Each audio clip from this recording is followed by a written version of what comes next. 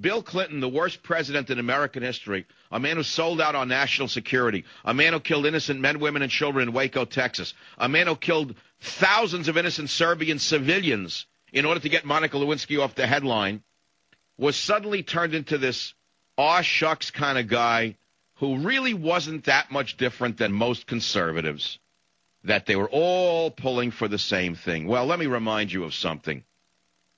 On April 19th, 1993, Bill Clinton gassed and burned to death 86 Seventh-day Adventists. There were children in that church at the Branch Davidian compound in Waco, Texas. There were children there, and Janet Sterno should be in an orange jumpsuit for life for overseeing the assault upon that church down there in Waco, Texas. Now, the death of 80 or so poor Americans, black and white, young and old, who were incinerated and gassed because they didn't listen to Bill Clinton and Janet Sterno, is really chump change compared to what Clinton did to the Serbian people. He teamed up with the socialists at NATO, mainly Javier Solano, the socialist leader of Spain, and the other socialists in Europe, to mercilessly bomb the civilian infrastructure of the former Yugoslavia. Now, he did not target the military. I know you don't want to hear this, but I'm going to tell you what he did, because you're not going to hear it from Fox or CNN or ABC or CBS or NBC. But you're going to hear it on the Savage Nation. He took our airplanes, and he had them repainted with NATO markings, and they bombed Belgrade, Yugoslavia. Old men who had fought the Nazis in Yugoslavia in World War II and rescued our airmen looked up with tears in their eyes and said the last time they had seen Belgrade being bombed was when Hitler released his Stuka bombers on Belgrade in 1941. Are you proud of the legacy? Are you happy with the fact that this little quiet man from Hope, the little gray-haired, saxophone-playing good man Clinton did this? He bombed homes, trains, schools, power stations, hospitals, and TV stations. 60% of NATO targets were civilian. This is according to Edward S. Herman in December of 1999. 60% of the targets of Bill Clinton and his socialist buddies were civilian, including 33 hospitals, 344 schools, as well as 144 major industrial plants and a large petrochemical plant, whose bombing by Bill Clinton caused a pollution catastrophe that is still being felt today. John Pilger wrote that the list of civilian targets by Bill Clinton included, quote, houses, hotels, libraries, youth centers, theaters, museums, churches, and 14th century monasteries that were on the World Heritage List. Farms were bombed and their crops set afire. But I'll tell you something else I remember. Bill Clinton bombed every bridge over the Danube River. Now, unto itself, that means nothing to you. Do you know that to this day there's not one photograph of the bombing of the bridges over the Danube River? Not one archival photo was ever released of the bombing that Bill Clinton conducted against the Serbian civilian population. I challenge you to find one picture of the damage that Bill Clinton did to the Serbian civilian infrastructure. Now, according to Human Rights Watch, over 500 Serbian civilians were killed in 37,465 bombing sorties over a period of 78 days. They were the worst 78 days of my life in radio because I couldn't believe what I was watching.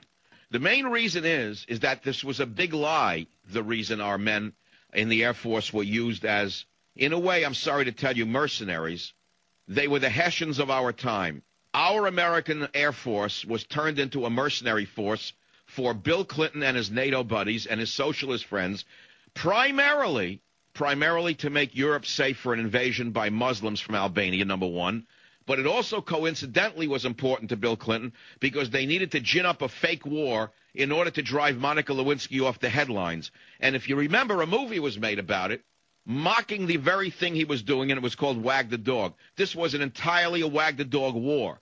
The entire war was a Wag the Dog war. And I'll go a step further. You say, well, what about the 800,000 ethnic Albanians who were driven from their homes? They were driven from their homes when the NATO bombs started to fall. That's when the humanitarian crisis originated. There are other aspects of Bill Clinton's real legacy. I don't expect you to want to relive the entire 8 years of the reign of terror of the Clinton gang, but the travel office scandal was one, the use of the FBI files collected by the White House an employee who was never hired by anyone. There was no record of where campaign money came from. There was no record of where U.S. military technology went. There was no record of whether national security was endangered as a result. There were reprisals against the Resolution Trust Corporation investigators. There were the arrest of the critics. There were frivolous lawsuits by administration officials to silence their critics. There was the IRS audits of political opponents. There was a politicized Justice Department under the worst terrorist in the history of the department, Janet Sterno. There were payments to Webster Hubbell. There was the Justice Department's attempts to block independent counsel Smaltz's investigations.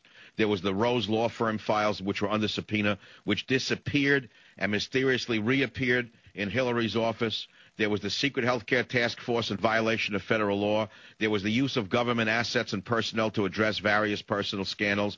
Nobody knows what happened to Vince Foster's and Ron Brown's files following their deaths. There was the alleged sale of seats on Commerce Department trade missions. There was John Wong's activities in the Commerce Department and his contacts with former Lippo employers and possibly the Chinese government. There were threats and attacks against independent counsel Kenneth Starr. First of all, you got to remember Bill Clinton was impeached. Don't ever forget that. The man was impeached by the United States Congress. It wasn't maybe impeached. He was impeached, damn it. Here's why I'm pissed off. Judgment, and this is from the Constitution of the United States of America. Judgment in cases of impeachment shall not extend further than removal from office and disqualification. Listen to this. Disqualification to hold and enjoy any office of honor, trust, or profit under the United States. But the party convicted shall be nevertheless be liable and subject to indictments, trial, judgment, and punishment according to law. But the point is, the man was impeached. Bill Clinton was impeached. And it said he should be disqualified to hold and enjoy any office of honor, trust, or profit under the United States. You want to whitewash Bill Clinton? Good luck to you. Savage.